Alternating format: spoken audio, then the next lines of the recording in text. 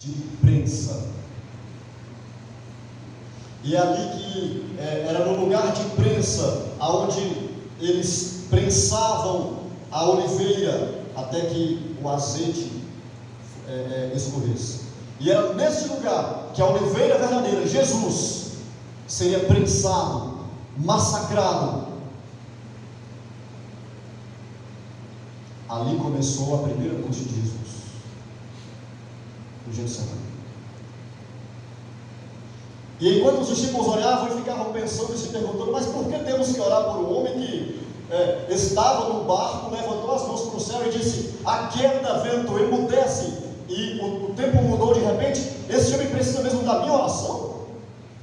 Esse homem está aflito, abatido, preocupado, com medo de quê? Talvez Pedro até deve ter pensado assim: outro dia eu vi este homem levantar as mãos diante de um endemoniado e mandar que todos os demônios saíssem daquele homem. Do que esse homem tem medo? E Jesus estava com a alma aflita, angustiado, disse: ficai aqui, queridos, que eu vou ali orar. Fiquem aqui orando também. Porque naquele momento era o Jesus Cristo, homem, que estava passando pela aflição. Portanto, o mesmo Jesus que, enquanto o homem se cansava, a ponto de ficar na beira do barco dormindo, e Satanás sacudiu o barco a ponto de virar o barco, era o mesmo Jesus que em outro momento estava com as mãos para o céu, mandando o vento se acalmar. E esse mesmo Jesus que se cansa, que se cansava, que dormia no barco, era o mesmo Jesus que em Mateus 11, 28 diz: vinde a mim, você que está cansado. Mas mestre, você também não está cansado dormindo? Mas eu vos aliviarei. Agora era Jesus como Deus falando. Consegue entender isso? Portanto, Jesus passou na angústia do Getsemane como um homem. E está escrito aqui que, ao retornar, ele pega os discípulos dormindo. E isso foi por 3 vezes. Ele retorna, pergunta: vocês não conseguem ficar aqui vigiando 1 hora? Vocês estão dormindo? E na última vez, os discípulos sonolentos, Cristo, e eles abrem os olhos e dizem assim: Senhor, estamos aqui, vamos orar. E Cristo diz: não, agora basta, já chega, não dá mais tempo, vamos embora porque o traidor se aproxima. Aquela angústia que Jesus passou. Existem muitas pessoas que estão passando por uma angústia parecida na vida. E por que eu estou dizendo isso para você? Presta bem atenção. Está escrito que quando Jesus estava ali, com os olhos fechados, no meio da madrugada, dentro do mato, no meio do jardim, olhando para o nada, ele estava pensando no que passaria diante da vida dele alguns dias depois, alguns momentos depois. E está escrito que Jesus teve medo, ficou aflito, fechou os olhos e clamou a Deus dizendo assim: Pai, se for possível, passa de mim este cálice sem que eu beba. Agora era o Jesus, homem, falando: Pai, eu estou com medo, e se for possível, se tiver um jeito de fazer com que tudo isso passe de mim, sem que eu beba. Era um Jesus, homem, falando. Jesus que passa por provações, assim como você passa por provações, por aflições, que sente medo, que sente angústia. Era este homem, como ser humano, falando. Porque como ser humano, ele olhava para frente, no meio da madrugada, e só enxergava a escuridão, a negra noite, árvores, mato, a relva e as pedras. Ele não enxergava mais nada além disso. Muitas pessoas, quando passam por problemas, aflições, ansiedade, algumas delas, quando se isolam num quarto escuro sem ninguém, elas olham para frente e não enxergam nada.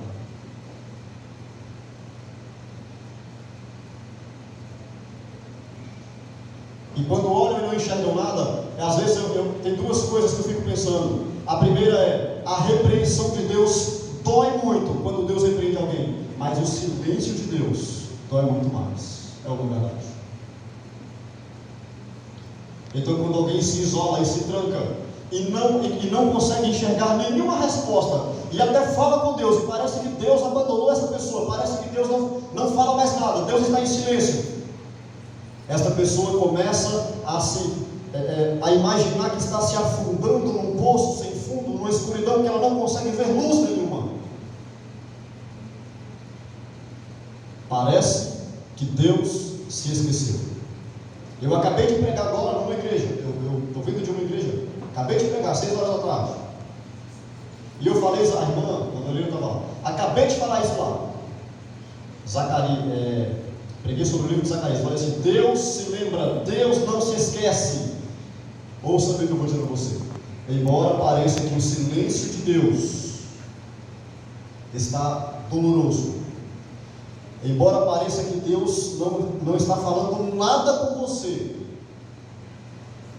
parece que Ele abandonou você, saiba que tudo nessa vida, tudo acontece somente se Deus mandar você permitir, tudo. E os olhos do Senhor estão atentos a tudo que acontece nesta terra, tudo. Você entendeu o que eu estou dizendo para você? E agora Jesus se levanta e ele começa a ouvir algumas pessoas se aproximando, tochas de fogo chegando. Eram os homens que iam capturar Jesus. E ali ele olha para o lado e vê 11. Eram apenas 11 que estavam orando com ele, porque Judas não estava mais lá. Judas estava no meio daquela multidão que se aproximava para prender Jesus. E Judas disse assim: olha, aquele a quem eu beijar, esse vocês podem prender. E Judas se aproxima e beija o rosto de Jesus. E agora o Jesus, como Deus, enxergando além do tempo, ele começa a imaginar que aquele, já ouviram falar do beijo da morte? Aquele era o beijo mais doloroso que Cristo já recebeu. Ele foi traído por um dos seus próprios discípulos. E quando estamos num momento de aflição, de angústia, de angústia profunda, nós tentamos nos apoiar em alguém, em amigos, em pessoas que possamos confiar, e às vezes não encontramos ninguém. E às vezes quando aparece alguém, a gente deposita a confiança, esta pessoa ainda nos trai. Não é assim que acontece às vezes? Há algumas pessoas que se aproximam de outras para se aproveitar do seu fracasso. E Judas, ele vendeu Jesus. Ele traiu Jesus. Você pode pedir nesta noite: Senhor, envia para mim amigos sinceros e fiéis que possam me ajudar a me levantar deste lamaçal que eu estou vivendo, mas que sejam pessoas confiáveis, sinceras e honestas. Afasta os traidores. E agora ali no Getsemane, momentos ainda antes daqueles homens chegarem, está escrito que Jesus passou por uma aflição tão grande, tão profunda. Ele desceu num nível tão degradante, emocionalmente falando, que a Bíblia diz que Jesus começou a sangrar, a suar sangue pelos poros. E a ciência tem uma explicação para isso. A ciência diz que quando uma pessoa passa por um momento assim, nesse nível, nesta comparação, o coração da pessoa começa a bombear sangue tão forte que o coração da pessoa, as veias, as artérias podem explodir e a pessoa pode sangrar mesmo pelos poros. E quando isso não acontece, aquele sangue passa para o cérebro e as artérias, as veias do cérebro também pode explodir. E quando nem o coração, nem o cérebro explode, aquele sangue começa a sair pelos poros e a pessoa começa a suar sangue. É algo raro, mas pode acontecer. A ciência diz isso. Isso quer dizer que o coração de Jesus estava pulsando sangue muito forte, mas Jesus não poderia morrer de infarto, porque a cruz estava preparada e não era isso que estava escrito. Ele não morreria de infarto. Não poderia dar um derrame, porque também não era isso que estava escrito. Então o sangue de Jesus começa a escorrer pela testa, pelo rosto de Jesus. E quando Jesus passa a mão, agora o Jesus homem, passa a mão na testa e vê todo aquele sangue, eu começo a imaginar que ele começa a ficar aflito, porque quando alguém se corta e vê muito sangue, a pessoa fica em aflição. Ele já estava angustiado, sabendo que iria passar pela cruz, e agora começa a ver o seu rosto sangrando, escorrendo sangue. E quando ele olha para frente, mesmo o seu lado humano, vendo apenas árvores, folhas e mato, e uma escuridão tremenda, o seu lado divino agora consegue enxergar mais além. O Jesus divino agora consegue enxergar além do mato, além da escuridão da noite, além do tempo, além do espaço. Ele consegue enxergar você. Amém. O Jesus divino agora consegue enxergar você. E foi por isso que ele não desistiu da cruz. Amém. Naquele momento, os demônios imaginavam que Jesus iria desistir. Ele não vai conseguir, ele vai desistir. E se ele desistir, não há mais sacrifício, acabou, não há salvação. E quando Jesus começa a suar sangue, ele se levanta, se põe em pé e fala com os discípulos assim: olha, basta, vamos, porque o traidor se aproxima. Está escrito, irmãos, no livro de Marcos, capítulo 10, que Jesus se apressou com os discípulos. Sabe o que quer dizer isso?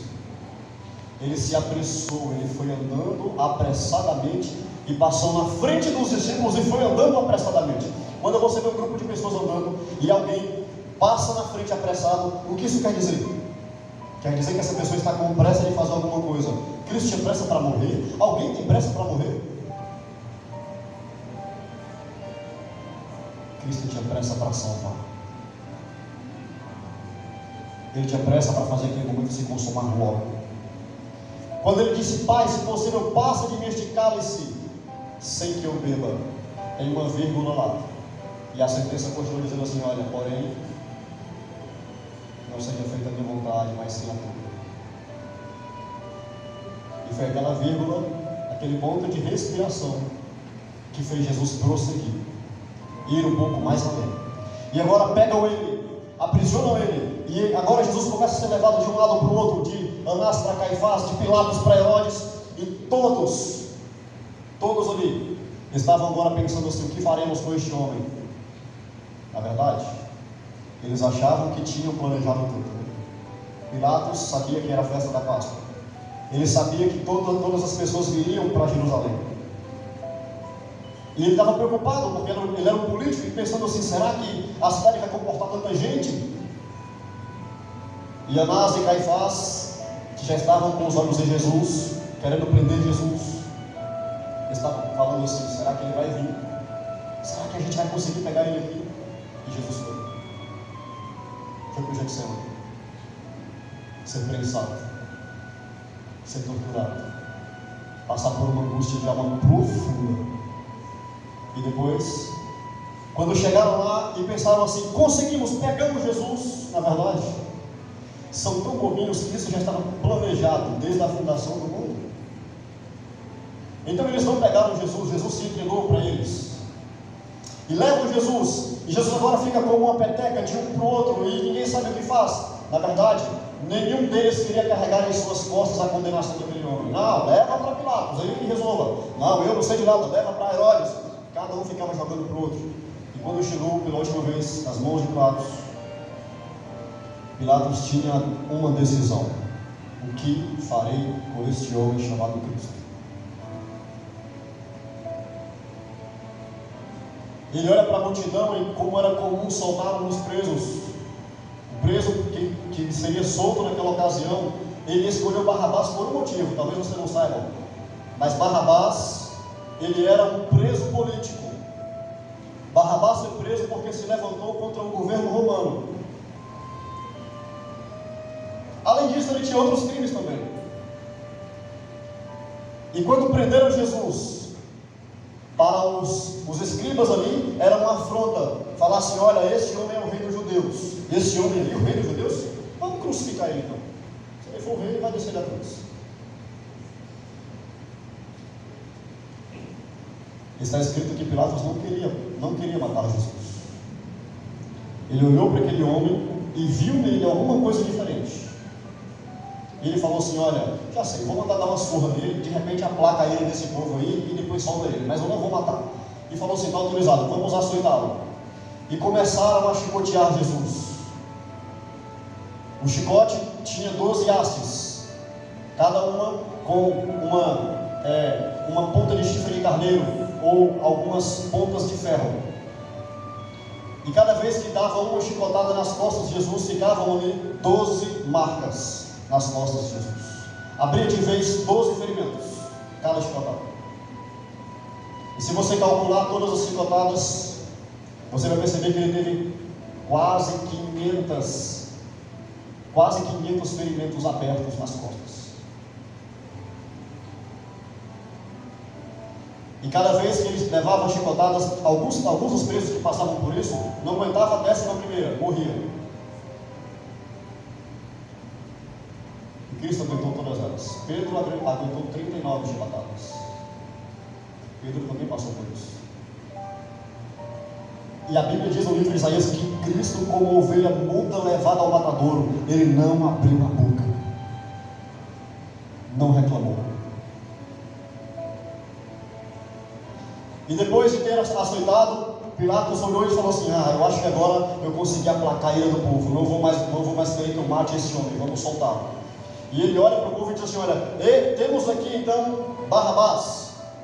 Já que todo mundo esperava que Cristo fosse um homem que iria se levantar contra Roma, eles deveriam então soltar alguém que foi preso pelo mesmo motivo. Vamos soltar Barrabás, que iria ser crucificado naquele dia. E soltaram então Barrabás. E falaram: mas então o que faremos com Jesus? E alguém comprado com dinheiro e também endemoniado naquele momento disse assim: vamos crucificar. E toda a multidão começa a gritar: vamos crucificar esse homem. E Pilatos então dá um suspiro, não sabe o que fazer. Ele diz: então eu lavo minhas mãos, que o sangue desse homem caia sobre você e os seus filhos. E isso vai acontecer mesmo. Esta profecia vai se cumprir. E eles pegam Jesus ali, todo chicoteado, com um monte de feridas abertas, rasgam as suas roupas no meio de todo mundo. Imagina, para um judeu a maior vergonha da história é você ficar nu diante de alguém.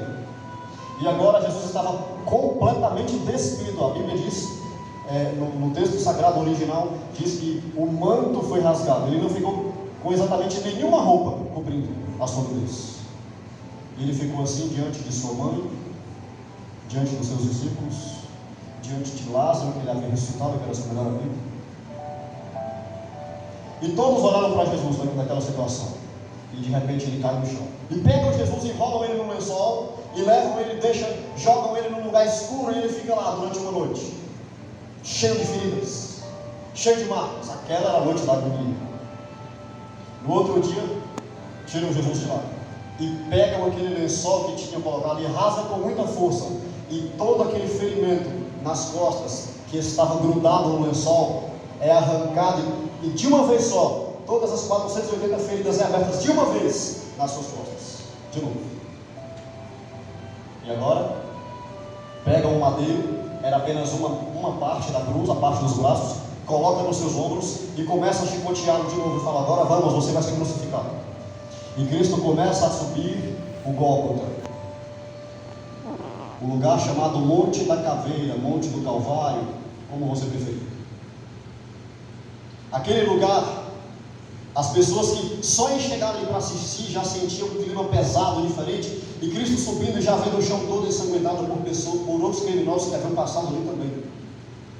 E ele começa a andar derramando todo o seu sangue por aquela via dolorosa. E ele começa a olhar no rosto de cada um daqueles que esteve ouvindo os seus sermões. E ele enxerga de longe os seus discípulos chorando. E de repente Lázaro olha para ele e fala assim: deixa eu ir lá tirar aquele homem de lá. Ele não pode passar por isso. E Maria segura: não, você não vai. E Jesus vai andando, arrastando aquele madeiro pesado. Nenhum homem era capaz de carregar a cruz inteira, pesava cerca de 160 quilos. Então ele carregava apenas a parte dos braços. E ia arrastando aquilo, subindo aquele monte, o Gólgota, sendo chicoteado, cuspido, massacrado, torturado. E lá em cima do Gólgota já estavam 3 cruzes preparadas, porque outros 2 seriam crucificados também no mesmo dia. E estavam ali também alguns cravos, chamamos de pregos, E eles eram assim, meio que sextavados. Não eram pregos redondinhos e bem forjados, como a gente compra hoje um quilo de prego já prontinho. Pregos meio quadrados, forjado. Esses pregos estavam lá em cima do Gólgota esperando Jesus. Aquela cruz que ele estava carregando não era dele. Os buracos que foram abertos na cruz não eram para ele, eram para Barrabás. Portanto, ele não cabia naquela cruz. Porque a cruz era feita 5 dias antes, sob medida para cada condenado. Barrabás era mais alto que Jesus, mais pesado que Jesus. Aquela cruz não era para ele. Os espinhos que estavam ali, os pregos tinham 17 centímetros, os espinhos cerca de 5 ou 6 centímetros. Uma coroa, um galho de espinhos que fizeram uma espécie de coroa para colocar na cabeça dele, quando ele chegasse lá. E o presente que Pilatos fez e mandou entregar, uma plaquinha com o nome do rei dos judeus. Não parecia que estava tudo montado, não parecia uma cena, todos os atores ali, tudo preparado, aguardando o homem chegar. Está escrito que Satanás vibrava porque pensava que havia conseguido o seu plano, ele achou que o seu plano tinha dado certo. E o plano dele era fazer com que Jesus desistisse, fracassasse. E eu começo a imaginar que Jesus, naquele momento que ele cai no chão, é porque ele estava sentindo muita dor, ele cai no chão e bota muita força para tentar se levantar. E aí de repente os soldados olham para o lado e vê um homem chamado Simão Cirineu. E pegam ele lá, aleatoriamente. Cirineu não era o sobrenome. Ele não chamava Simão Cirineu porque era o sobrenome dele. É porque ele vivia em Cirene, era o nome da cidade. Simão ou Cirineu. E pegaram ele e colocaram para ajudar Jesus a carregar a cruz. Jesus olha para aquele homem, um desconhecido, que estava ajudando a carregar a cruz. Há pessoas que passam por angústias tão profundas na vida, e Deus envia alguns desconhecidos para tentar ajudar também. Às vezes Deus vai enviar para você uma pessoa que você não conhece, nunca viu, para tentar ajudar você a carregar a cruz, e às vezes há pessoas que ainda rejeitam essa ajuda. E esse desconhecido está no seu lado agora, se chama o Espírito Santo, o Consolador. Ele foi enviado para ajudar você a carregar a cruz. E quando Cristo chega lá em cima, no monte, no Gólgota, eles pegam o braço de Jesus, puxa para um lado, prende o prego e puxa para o outro lado. E o braço dele, o pulso dele, não alcança o furo da cruz, porque não era dele, era de Barrabás. Eles amarram a corda e puxam com mais força até desconjuntar os braços de Jesus. Os ossos não foram quebrados, mas foram desconjuntados para alcançar os furos da cruz. E colocaram sem piedade pregos nas mãos e furaram as mãos dele e também nos pés. E mais difícil é prender o pé, porque a mão ainda tem carne. Os pés não. Prenderam os pés, os dois pés, um sobre o outro, prenderam na cruz os pés de Jesus e colocaram a coroa de espinhos na sua cabeça e pegaram uma cana e apertaram os espinhos, perfurando o crânio, a cabeça de Jesus. Espinhos de 5 a 6 centímetros. E Jesus, sem abrir a boca, ele poderia existir. E depois eles começam a erguer a cruz, e o buraco já estava preparado, e quando a cruz tomba dentro do buraco, Jesus pende para frente, e aqueles pregos começam a forçar as suas mãos e os seus pés, e ele segura com força nos pregos, com muita dor, mas ele não abre a boca. E ali agora, olhando para um lado e olhando para o outro, estavam 2 homens também crucificados, 2 ladrões. O da sua esquerda estava naquele momento possesso de demônios e falou assim: você não é o rei dos reis? Está escrito aí que você é o rei dos judeus, então desce daí e salva a gente também, já que você é o rei mesmo. Já viu alguém blasfemando nesse ponto? Se você é Deus, então aparece para mim agora e faz isso acontecer. Não foi a mesma coisa que Satanás disse para ele na tentação? Tu não és Deus? Tu não é filho de Deus? Transforma as pedras em coisa agora, eu quero ver então. Desafiando a autoridade divina. E naquele momento Deus no céu olha para baixo e vê aquela aflição. Cristo olha para o céu e diz assim: Pai, por que e abandonaste. O outro ladrão do outro lado, naquele momento o Espírito Santo o usa para dizer assim: Senhor, tu estás morrendo por ele também. Portanto, lembra de mim quando chegares no paraíso. E Cristo disse: em verdade te digo hoje, estou te dizendo neste dia, que você estará comigo no paraíso. Agora, eu quero finalizar essa mensagem dizendo algo especial para você. Desde o primeiro momento, das primeiras chicotadas, até o momento final, quando Cristo levanta a voz para o céu e diz assim: olha, está consumado. Todo esse período, está escrito que ali próximo, em cima de uma montanha, próximo, havia um esquadrão de anjos, um exército celestial, preparado, pronto para arrancar Jesus da cruz. E eles pediam permissão para Deus: Senhor, estou só aguardando a ordem. Assim que o Senhor autorização, a gente desce lá, arranca Jesus Cristo lá e mata todo mundo aqui. Isso não foi autorizado. Isso não foi autorizado. Mas ali também havia um exército das trevas, os demônios, torcendo para Jesus Cristo desistir, torcendo para acabar logo, vamos lá, ele não vai desistir, e vai acabar e vamos vencer. Satanás pensou que ele conseguiria matar Jesus. Ele pensou que ele conseguiria acabar com tudo para sempre. E quando Jesus expira, porque a morte não conseguia matar Jesus. Jesus não morreu de infarto no Getsemane. Jesus não morreu de derrame no Getsemane. Jesus não morreu pelos pregos, não morreu pelas chibatadas. Nada matava Jesus. Então, já que a morte não tinha poder, não conseguia matar o Filho de Deus, ele deu uma ajudinha e falou assim: morte, você não consegue? Eu estou me entregando, vou expirar agora. E Cristo entregou o seu Espírito ao Pai e morreu naquela sexta-feira. Então, enquanto todos pensavam que tinha um planinho elaborado para prender Jesus, quando Satanás pensou que tinha planejado e tinha dado certo, eles não sabiam que este plano tinha sido elaborado desde a fundação do mundo, lá no céu. O plano da redenção foi feito muito antes de você e eu existirmos. Você conseguiu entender isso?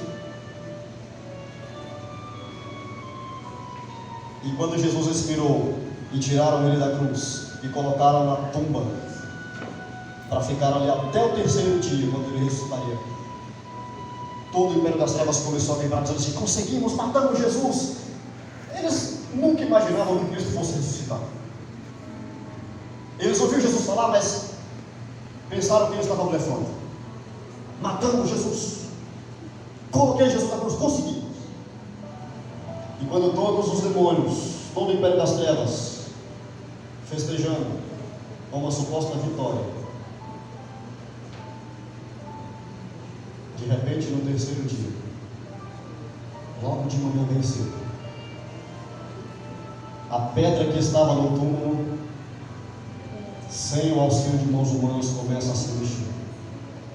Os soldados que estavam ali começam a correr desesperados. E lá dentro do túmulo, uma luz começa a brilhar. E começa a vir para fora o Filho de Deus ressurreto. Agora ele não vem como homem, ele venceu a cruz como homem. Ele sai do túmulo glorificado como Deus. E naquele momento Satanás entendeu que acabou para ele. Não há mais salvação, não tem mais jeito. Ele também entendeu que todos aqueles que a partir daquele dia se colocam sob o precioso sangue de Jesus, Cristo consegue salvar e resgatar essa pessoa do lamaçal do pecado. A morte entendeu que todos aqueles que ela conseguia arrastar para dentro da cova, vai chegar o momento que Cristo vai arrancar todas elas de lá. Aqueles que morreram em Cristo ressuscitarão na manhã da ressurreição, a primeira ressurreição. Esse momento vai chegar muito em breve. Cristo vai descer do céu com seus anjos para buscar aqueles porque ele morreu no Senhor. E quando subirmos neste mundo, para retornarmos aqui apenas depois que o mundo for purificado, está escrito que em uma daquelas assembleias, quando estivermos todos reunidos, vai se levantar um homem grande chamado Adão. vai olhar para Jesus e vai dizer assim: e essas marcas nas suas mãos aí? Essas marcas, Abraão? Foi porque um dia eu morri pelos meus filhos. E está escrito que essas marcas nas mãos de Jesus nunca se apagarão. Elas vão brilhar para sempre. E toda vez que olharmos para essas marcas, lembraremos que um dia Cristo morreu por cada um de nós. E quando esse momento chegar, está escrito que Adão vai tirar a coroa da sua cabeça e lançar nos pés de Jesus e dizer: este é o nosso Deus. E todos nós também tiraremos as nossas coroas e lançaremos aos pés do Cristo. E Cristo terá a oportunidade de dizer assim: olha, Adão, você foi o primeiro homem que pecou e eu fui lá para salvar. Você caiu, eu levantei. Você aprisionou os meus filhos e eu os libertei. Nessa noite talvez eu esteja falando com alguém aqui que entrou aqui buscando alguma coisa do Senhor. Eu não estou falando com um público de pessoas fracassadas. Eu estou falando com um público de pessoas compradas e lavadas pelo sangue de Jesus. Você não é fracassado. Você não é qualquer um. A sua vida custou o sangue precioso de Jesus. Portanto, faça a sua vida valer a pena. Pilatos fez de Jesus escárnio diante de todos. E você, o que fará de Jesus? O Espírito do Senhor, Ele te trouxe aqui nesta noite para fazer você entender cada verdade que você ouviu nessa noite. Mas é preciso uma parte sua agora. Portanto, em nome de Jesus, eu queria perguntar para você agora: qual é a sua parte na mensagem de hoje?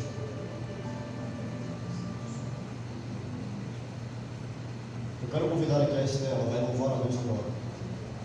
Enquanto este hino estiver sendo cantado, não é, Esther? Não. É a Ana Júlia? É ela mesma. Ela vai louvar agora.